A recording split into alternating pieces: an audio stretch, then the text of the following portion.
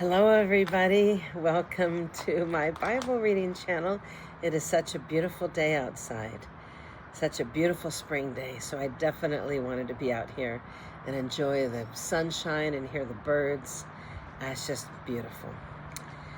And I've just been sad lately. Easter's coming up. My children are grown. I'm having empty nest syndrome. My biological mom passed away. My adopted mom passed away. And I love them both. And I just have, that gap between when your kids are grown and before you have grandbabies. Some people are like, yeah, let's go party. The kids are out of the house. Ah! And then some people feel sad and they miss their family. So I have a little bit of both, actually. I miss my family, but my kids are not ready for grandkids yet. So that's just the way it is. Anyhow, let's just start a prayer. Dear Heavenly Father, thank you so much. And thank you for your presence, Lord. Anybody who's lonely and hurting, who misses their family or misses a loved one who has recently passed, or anybody that misses their children, may you comfort them today and wrap your arms of love around them. And just fill us with your Holy Spirit in Jesus' name. Yeah, I didn't put any makeup on, so. One good thing about my channel is I'm real. Nothing fake going on over here. So, okay, March 24th. What a beautiful day today. And one thing about the Lord is you can have sadness or you can have issues, but you still have the joy of the Lord. So that's what's great, is you can go through hard times and suffering and still have joy. So that is what is so beautiful about having the Lord in your life. It's worth it, because people are going to suffer anyways. In this life, you will have trouble and you will suffer. I'd rather suffer with the Lord than without him. It is 5,000 times worse without the Lord. So, March 24th, the choice is ours. Through the tender mercy of our God, with which the dayspring on high has visited us. Luke 1:78. I will betroth you to me forever. Yes, I will betroth you to me in righteousness and justice, in loving kindness and mercy. Hosea 2:19. For all its peculiarities and unevenness, the Bible has a simple story.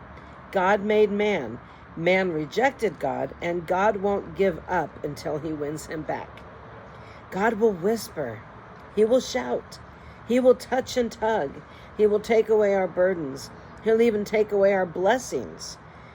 If there are 1,000 steps between us and him, he will take all but one. But he will leave the final one for us. The choice is ours. God has given us all a choice. So please understand, his goal is not to make you happy. His goal is to make you his. His goal is not to get you what you want. It is to get you what you need. From a gentle thunder. And I don't have what I want. I've got a long list of things that I want. I don't have them. But I have what I need. I really do. And I trust that the Lord is going to meet all my needs. And the things that I want may change. And I may get them, but in God's timing. So that's the difference. So I agree with that devotion. Okay, March 24th, Deuteronomy 2:1-3-29. Then we, Israel, turned around and went back into the wilderness, following the route to the Red Sea, as God had instructed me. We worked our way in and around the hills of Seir for a long, long time. Then God said, "You've been going around in circles in these hills long enough. Go north. Command the people. You're about to cut through the land belonging to your relatives. The people of Esau who settled in Seir, they are terrified of you. But restrain yourselves. Don't try and start a fight. I am not giving you so much as a square inch of their land.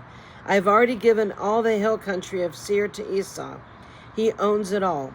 Pay them up front for any food or water you get from them. God your God has blessed you in everything that you have done. He has guarded you in your travels through this immense wilderness. For 40 years now, God your God has been right here with you. You haven't lacked one thing." Exactly. God has provided everything for them.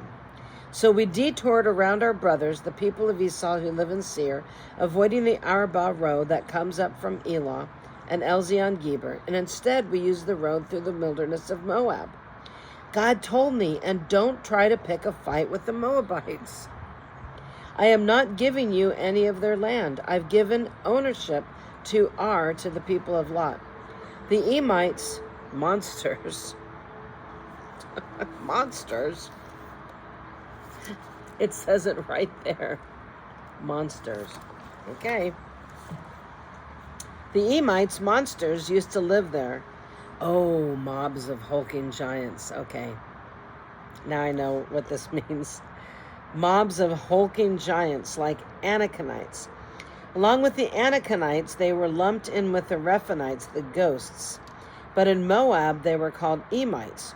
Horites also used to live in Seir, but the descendants of Esau took over and destroyed them, the same as Israel did in the land God gave them to possess.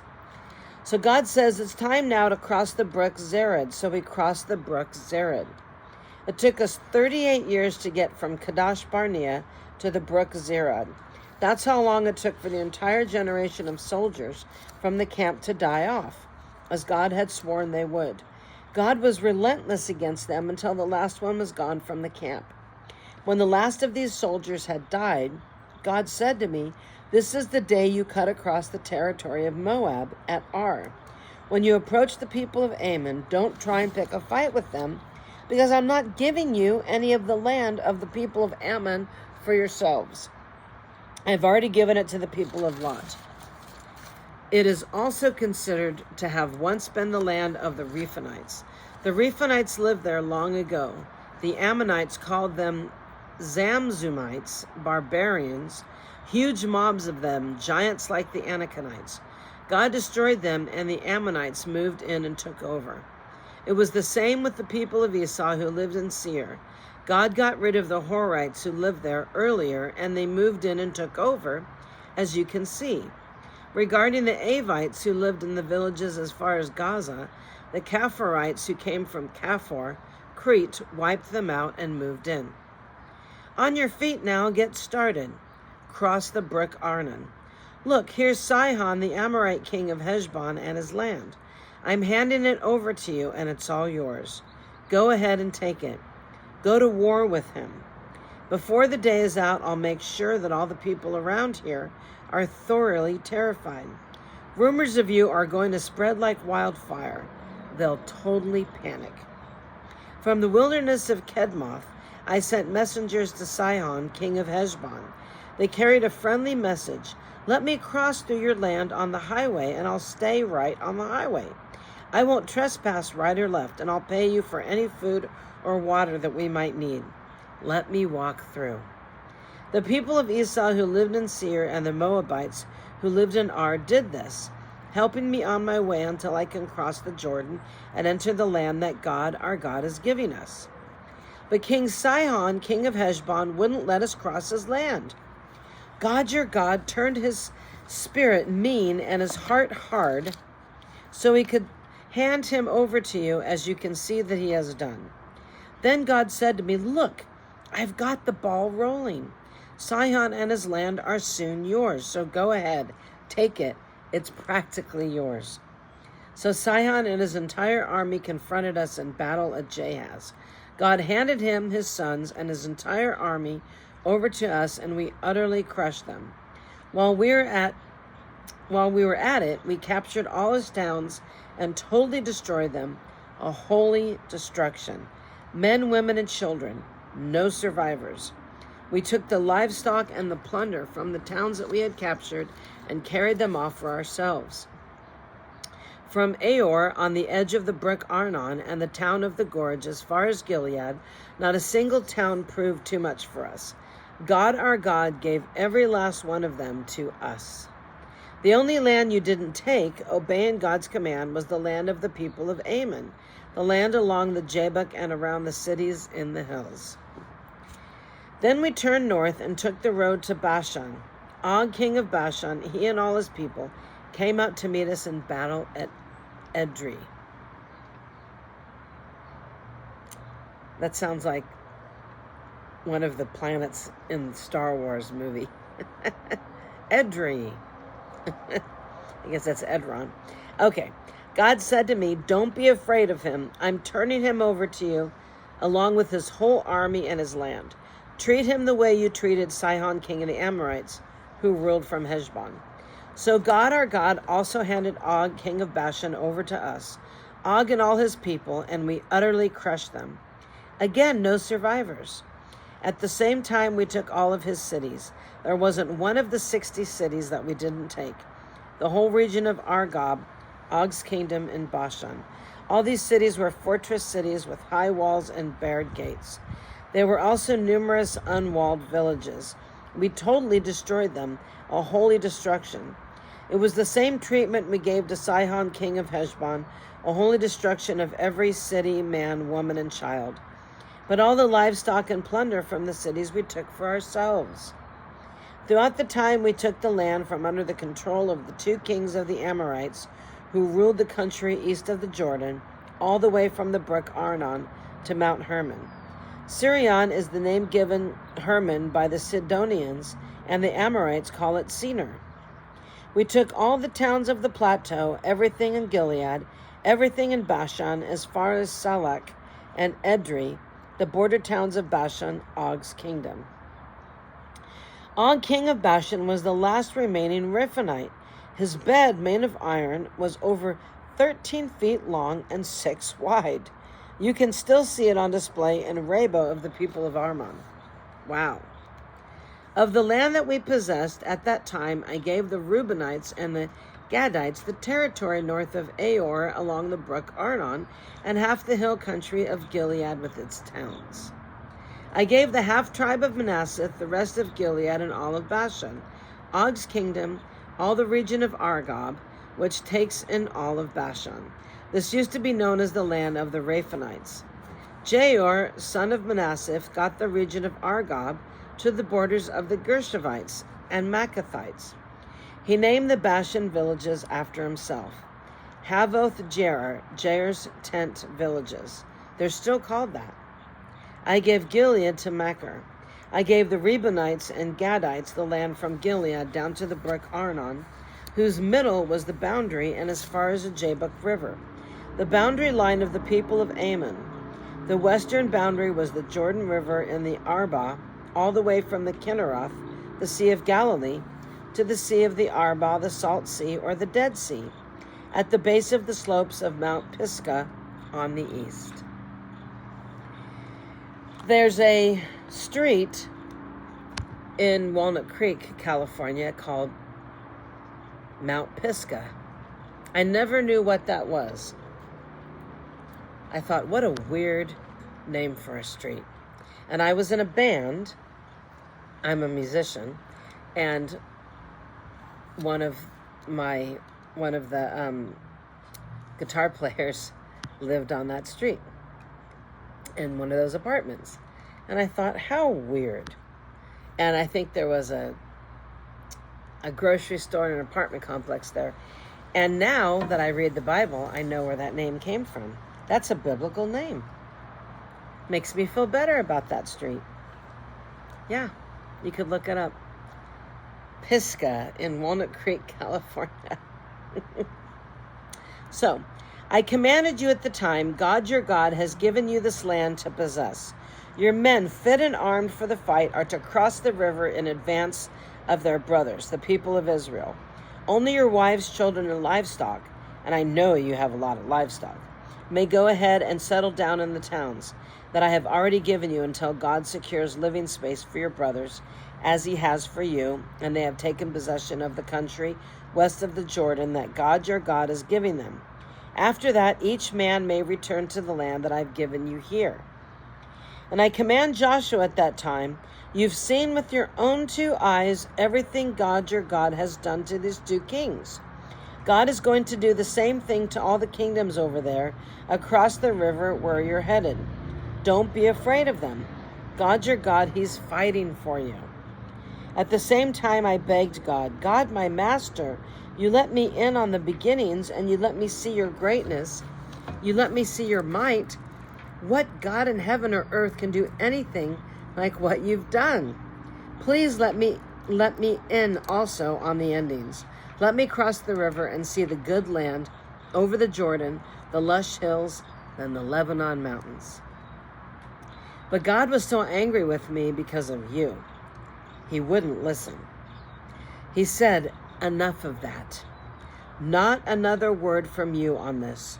Climb to the top of Mount Pisgah and look around. Look west, look north, south, and east. Take in the land with your own eyes. Take a good look because you're not going to cross this Jordan.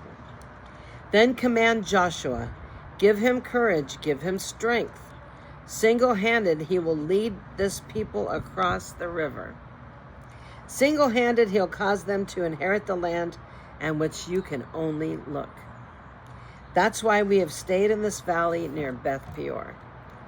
Thank God for Joshua. My son's name is Joshua. It's a great name. There. Luke 6:12-38. At about that same time, he, Jesus, climbed a mountain to pray. He was there all night in prayer before God. And the next day he summoned his disciples. From them he selected 12, and he designated them as apostles. Simon, who he named Peter, Andrew his brother, James, John, Philip, Bartholomew, Matthew, Thomas, James, son of Alphaeus, Simon called the Zealot, Judas, the son of James, and Judas Iscariot, who betrayed him. Coming down off the mountain with them, he stood on a plain surrounded by disciples and was soon joined by a huge congregation from all over Judea and Jerusalem, even from the seaside towns of Tyre and Sidon. They had come both to hear him and to be cured of their diseases. Those disturbed by evil spirits were healed. Everyone was trying to touch him. So much energy surging from him. So many people healed. Oh my goodness. I have so many family members I would love to bring them for Jesus to heal them. My goodness. So then he spoke. You're blessed when you've lost it all. Jesus said, you're blessed when you've lost it all. God's kingdom is there for the finding. You're blessed when you're ravenously hungry. Then you're ready for the messianic meal. You're blessed when the tears flow freely. His joy comes with the morning. Count yourself blessed every time someone cuts you down or throws you out. Every time someone smears or blackens your name to discredit me. Basically, if you get persecuted. What it means is that the truth is too close for comfort, and that person is uncomfortable. Yes.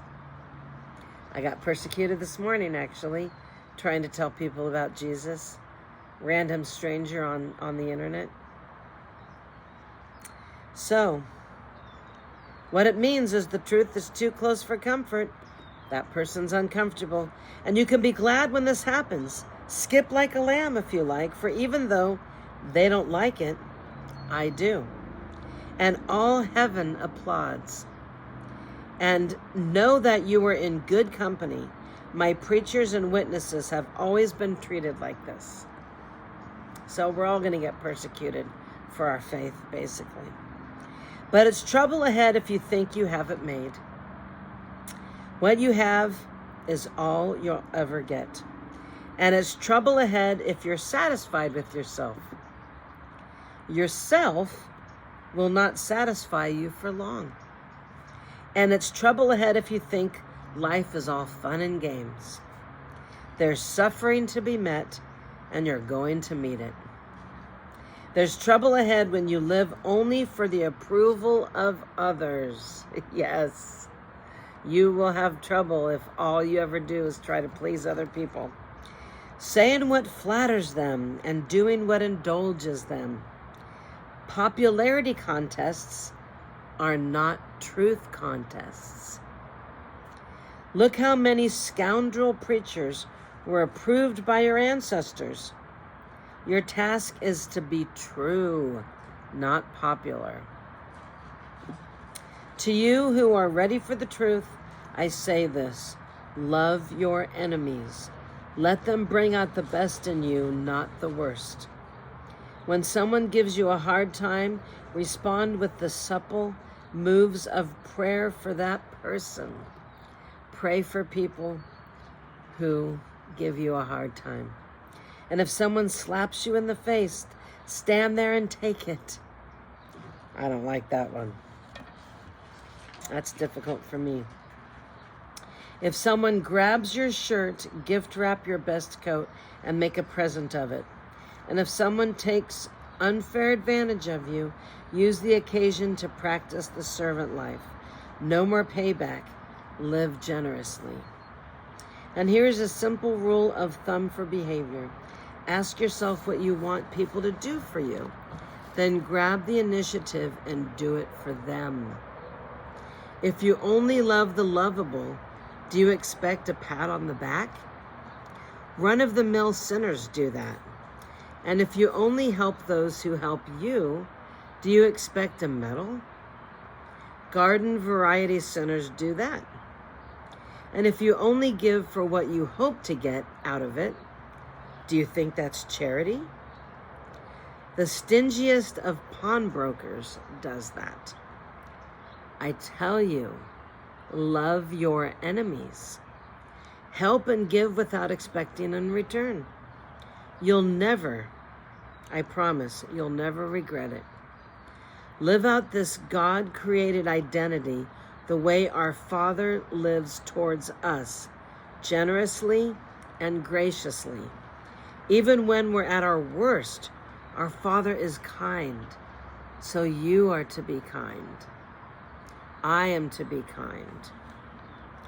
And don't pick on people, jump on their failures, or criticize their faults. Unless, of course, you want the same treatment.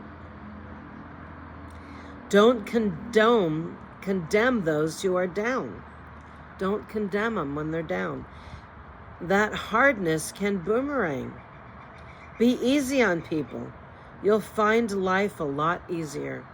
And give away your life. You'll find life given back. But not merely given back, it'll be given back with bonus and blessing. In other words, what the Bible is saying is, don't live for yourself. Live to be a blessing to other people. So giving, not getting, is the way. Generosity begets generosity. So true. Very, very true. Psalm 67, 1-7 says, God, mark us with grace and blessing and smile. The whole country will see how you work. All the godless nations see how you save. God, let people thank and enjoy you. Let all people thank and enjoy you. Let all far-flung people become happy and shout their happiness because you judge them fair and square. You tend the far-flung peoples. God, let people thank and enjoy you. Let all people thank and enjoy you. Earth, display your exuberance. You mark us with blessing, O God, our God. And you mark us with blessing, O God. Earth's four corners honor him. And to end today, we have Proverbs 11:27 that says, the one who seeks good finds delight, and the student of evil becomes evil. Today had some good teaching in it. I love that advice that we just read. That advice that we were just reading in Luke 6:12 through 38. Very good. Basically, live to be a blessing to other people and search out what you can do to love other people. My adopted mom did that. She was amazing. She was wonderful. And she wanted to be like Jesus, and she showed the love of Jesus to as many people as she could. She was amazing. So I'm so grateful and so blessed that I had her in my life. And I miss her. And all I can do is try to be like Jesus to somebody else. God bless you. Have a wonderful day. Thank you for being here. I'll see you tomorrow.